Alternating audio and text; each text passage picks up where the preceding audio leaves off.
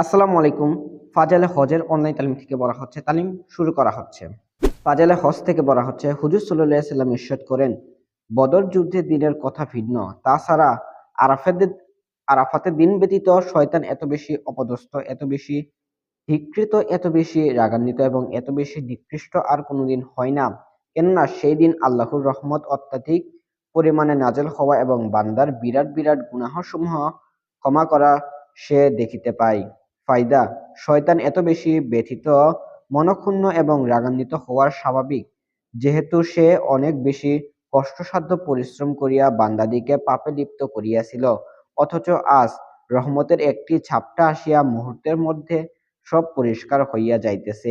ইহা বাস্তবিক তাহার জন্য চরম দুঃখজনক ব্যাপার। এক হাদিসে বর্ণিত আছে, শয়তান তাহার সবচেয়ে দুষ্ট বাহিনীকে হাজীদের যাত্রাপথে মোতায়েন করিয়া দেই, এই জন্য যে তাহারা যেন হাজীদেরকে পথভ্রষ্ট করিয়া দেয়।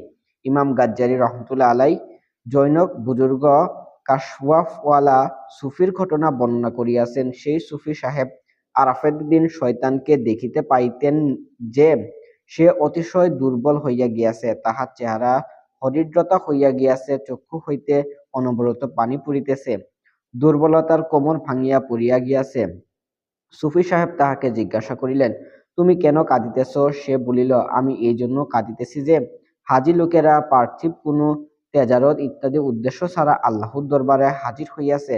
আমার ভয় হইতেছে যে ইহারা নৈরাশ ফিরিবে না, এই জন্য কাঁদিতেছি।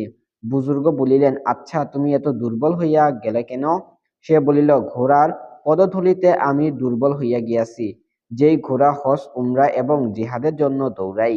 আর আফসোস, ওইসব সওয়ারি যদি খেল তামাশা এবং হারাম কাজে নিয়োজিত হইত, তবে আমার কাছে কতই না ভালো লাগিত। বুজুর্গ আবারও বলিল, তোমার রং এত হরিদ্রতা হইয়া গেল কেন? সে বলিল, মানুষ একে অন্যকে নেক কাজে করিবার জন্য উৎসাহ করে এবং ওই নেক কাজে আপোষে সহযোগিতা করে। আফসোস, তাহাদের এই সাহায্য সহযোগিতা যদি পাপ কাজের জন্য হইত, তবে আমার জন্য কতই না খুশির কারণ হইত। সুফি সাহেব পুনরায় জিজ্ঞাসা করিলেন, তোমার কোমর কেন ঝুঁকিয়া গেল? সে বলিল, মানুষ আল্লাহর দরবারে দোয়া করে যে, ইয়া আল্লাহ, খাতেমা বিল কায়ের কর। যেই ব্যক্তির সর্দার মৌতবদের সময় ঈমান লইয়া যাইবে, ফকিরে থাকিবে, সে নিজের নেক আমলের উপর কি করিয়া অহংকার করিবে? ইবনে শামাসার বলেন, আমরা হযরত আমর ইবনুল আসের রাদিয়াল্লাহু আনহুর নিকট গেলাম। তখন তিনি মৃত্যুশয্যায় ছিলেন। তখন তিনি অনেকক্ষণ পর্যন্ত কাঁদিলেন এবং আমাদেরকে তাহার ইসলাম গ্রহণের ঘটনা শুনাইলেন। তিনি বলিলেন, আল্লাহ পাক যখন আমার অন্তরে ইসলামের জজবা পয়দা করিলেন, তখন আমি প্রিয় নবীর খেদমতে হাজির হইলাম। আমি বলিলাম, ইয়া রাসূলুল্লাহ, আপনি হাত বাড়াইয়া দিন, আমি বাইয়াত করিব। হুজুর সাল্লাল্লাহু আলাইহি সাল্লাম হাত বাড়াইলেন। তখন আমি আপন ডান হাত টানিয়া লইলাম। হুজুর সাল্লাল্লাহু আলাইহি সাল্লাম বললেন, আমর, তোমার কি হইল? আমি বললাম, হুজুর, আমার কিছু শর্ত আছে। তাহা এই যে, আল্লাহ পাক যেন আমার পিছনের যাবতীয় গুনাহ মাফ করিয়া দেন। হুজুর সাল্লাল্লাহু আলাইহি সাল্লাম ইরশাদ করিলেন, আমর, তুমি কি জানো না, কুফরি অবস্থায় কৃত যাবতীয় পাপ ইসলাম ধ্বংস করিয়া দেই। আজ হিজরত ইহার পূর্বে কৃত যাবতীয় অপরাধ ক্ষমা করিয়া দেই এবং হজ উহার পূর্বের কৃত যাবতীয় অন্যায় আচরণ নির্মূল করিয়া দেয়। ফায়দা: সগীরা গুনাহ মাফ হইবে না, কবিরা গুনাহ সে কথা পূর্বে বিস্তারিত বর্ণিত হইয়াছে। এখানে একটি কথা উল্লেখযোগ্য যে, একটি হইল কাহারও হক আর অন্যটা হইল উহার গুনাহ। হজ ইত্যাদি দ্বারা গুনাহ মাফ হইবে, হক মাফ হইবে না। যেমন কাহারও মাল চুরি করিল, উহাতে এক কথা হইল চুরির মাল, অন্য কথা হইল চুরির গুনাহ। গুনাহ মাফ হইবার অর্থ নয় যে মাল ফেরত দিতে হইবে না, মাল ফেরত দিতেই হইবে, অবশ্য চুরির গুনাহ মাফ হইয়া যাইবে। এক হাদিসে বর্ণিত আছে, নবী করিম সাল্লাল্লাহু আলাইহি সাল্লাম হজের দিন সন্ধ্যাবেলায় আরাফাতের ময়দানে উম্মতের মাগফিরাতের জন্য খুব বেশি বেশি করিয়া কান্নাকাটি করিলেন। আল্লাহর রহমত জোশ মারিয়া উঠিল এবং ঘোষণা হইল যে, আমি তোমার দোয়া কবুল করিলাম এবং বান্দার যাবতীয় গুনাহ মাফ করিয়া দিলাম। তবে একে অন্যের উপর জুলুম করিলে উহার প্রতিশোধ লওয়া হইবে। দয়াল নবী সাল্লাল্লাহু আলাইহি সাল্লাম পুনরায় দরখাস্ত করিলেন এবং বারংবার করিতে থাকেন আর বলেন, হে পরওয়ারদিগার, তোমার কুদরত আছে, মজলুমকে জুলুমের প্রতিদান তোমার তরফ হইতে আদায় করিয়া জালেমকে ক্ষমা করিয়া দিতে পারো। মুজদালিফায় মুজদালিফায় অবস্থানকালে ভোরবেলায় আল্লাহ পাক এই দোয়া ও কবুল করিলেন। সেই সময় হুজুর সাল্লাল্লাহু আলাইহি সাল্লাম হাসিয়া উঠিলেন। সাহাবা আজরজ করিলেন, হুজুরের অভ্যাসের খেলাফ কান্নার ভিতর হাসির রহস্য আমরা বুঝিতে পারিলাম না। হুজুর সাল্লাল্লাহু আলাইহি সাল্লাম বলিলেন, আমার আখিরি দরখাস্ত আল্লাহ পাক কবুল করিয়াছেন। আর শয়তান এই ঘোষণা জানিতে পারিয়া হাই হাই করিয়া চিৎকার করিয়া কাঁদিতে লাগিল এবং মাথায় শুধু মাটি ঢালিতে লাগিল। হুজুরে পাক সাল্লাল্লাহু আলাইহি সাল্লাম ইরশাদ করেন, হাজী যখন লাব্বাইক বলিতে থাকে তখন তাহার ডানে বামে যাবতীয় পাথর বৃক্ষ ও ধূলিবালি লাব্বাইক বলিতে থাকে, এমনকি জমিনের শেষ প্রান্ত পর্যন্ত উহা বলিতে থাকে। বিভিন্ন রেওয়ায়েত দ্বারা প্রমাণিত লাব্বাইক বলা হজের একটি চিহ্ন। হাদিসে বর্ণিত আছে, মুসা আলাইহিস সালাম যখন লাব্বাইক বলিতেন তখন আল্লাহ পাক বলিতেন, লাব্বাইক হে মুসা। হযরত আব্দুল্লাহ বিন উমর রাদিয়াল্লাহু আনহু বলেন, মিনার মসজিদে আমি হুজুরের খেদমতে বসা ছিলাম। বছরের একজন আনসারী ও একজন সাক্কাফি হুজুরের খেদমতে হাজির হইয়া সালাম করিয়া আরজ করিল, হুজুর, আমরা কি কিছু জিজ্ঞাসা করিতে আসিয়াছিলাম?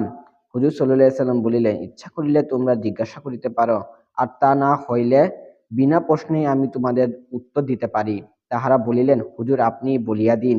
হুজুর ফরমাইলেন, তোমরা হজ সম্পর্কে জিজ্ঞাসা করিতে আসিয়াছ যে, হজের জন্য ঘর হইতে বাহির হইলে কি সওয়াব পাওয়া যায়, এবং তাওয়াফের পর 2 রাকাত নামাজ পড়া সওয়াব কি? সাফা মারওয়া দৌড়ালে কি লাভ হয়? আরাফাতে গেলে শয়তানকে পাথরের কণা মারিলে কি লাভ হয়? কুরবানি করিলে এবং তওয়াফের জিয়ারত করিলে কি সওয়াব পাওয়া যায়? তাহারা বলিল, যেই আল্লাহ আপনাকে নবী করিয়া পাঠাইছেন সেই আল্লাহর কসম করিয়া বলিতেছি। এই কয়েকটি প্রশ্নই আমাদের মনে ছিল। হুজুর সাল্লাল্লাহু আলাইহি সাল্লাম ফরমাইলেন, হজের এরাদা করিয়া ঘর হইতে বাহির হইলে সওয়ারি প্রতি কদম উঠানামায় তোমাদের আমলনামায় এক একটি নেকি লেখা হইবে এবং একটি করিয়া গুনাহ মাফ হইয়া যাইবে।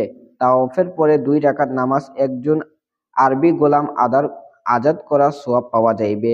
সাফা মারওয়া দৌড়াইলে 70টি গোলাম আজাদ করা সওয়াব পাওয়া যাইবে।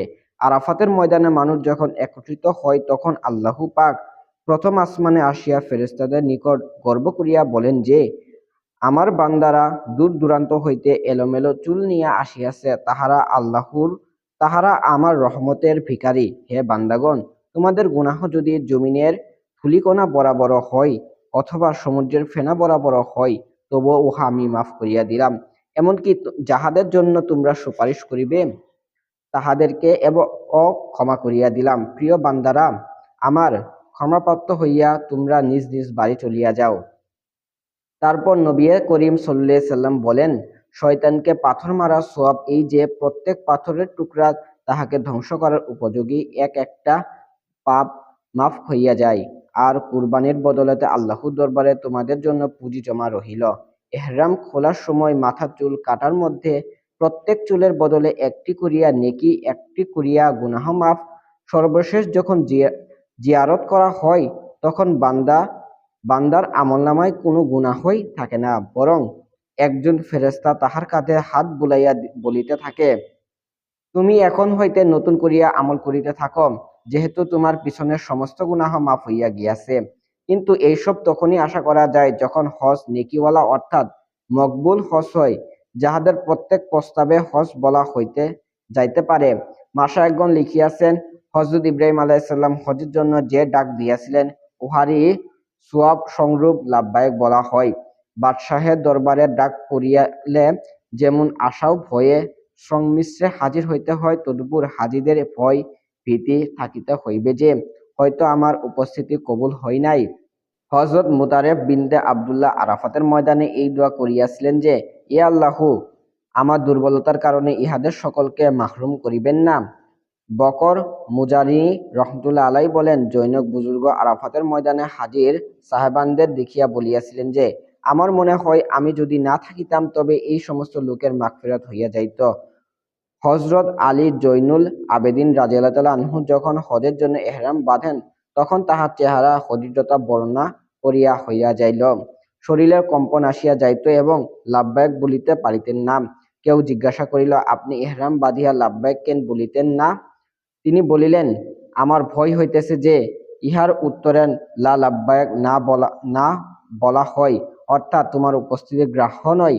তারপর তিনি অনেক কষ্ট করিয়া লাব্বায়ক বলিলেন এবং সঙ্গে সঙ্গে বেহুশ হইয়া উটের পিঠ হইতে পড়িয়া গেলেন। তারপর যখনই তিনি লাব্বায়ক বলিতেন, তাহার ওই একই রূপ অবস্থা হইত। সমস্ত হজ তাহার এইভাবেই কাটিয়া গেল। আহমদ বলেন, আমি আবু সুলাইমানের সাথে হজে গিয়াছিলাম।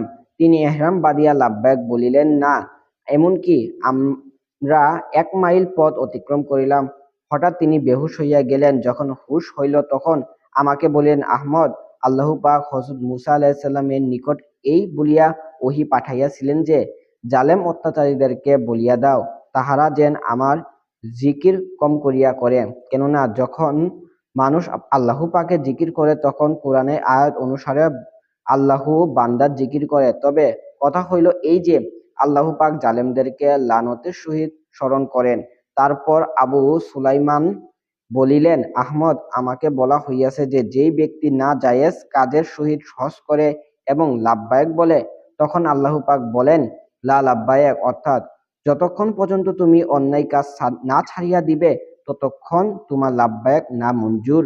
তিরমিজি শরীফে হযরত শাদ্দাদ বিন আউফ রাদিয়াল্লাহু আনহু হইতে বর্ণিত আছে যে, বুদ্ধিমান ওই ব্যক্তি যে নিজ নফসের হিসাব লইতে থাকে আর পরকালের জন্য আমল করিতে থাকে, আর দুর্বল এবং বেকুফ ওই ব্যক্তি যে আপন নফসকে খায়েশের সহিত লইয়া রাখে এবং নিজের আকাঙ্ক্ষা পূর্ণ হইবার আশায় থাকে। কিন্তু ঐসব সত্ত্বে আল্লাহর মেহেরবানি প্রত্যাশিত হওয়াই উচিত, কেননা তাহার বকশিশ এবং দোয়া আমাদের গুনাহ হইতে অনেক বেশি বড়। হুজুরে আকরাম সাল্লাল্লাহু আলাইহি সাল্লাম এই দোয়া করিতেন, আল্লাহুম্মা মাগফিরাতুকা আওসাউ মিন যুনুবি ওয়া রাহমাতুকা আরজা ইনদি মিন আমালি। আই আল্লাহ, তোমার ক্ষমা আমার পাপ রাশি হইতে অনেক প্রশস্ত এবং আমার নেক আমলের চেয়ে তোমার রহমত অধিক আশা ভরসার স্থল।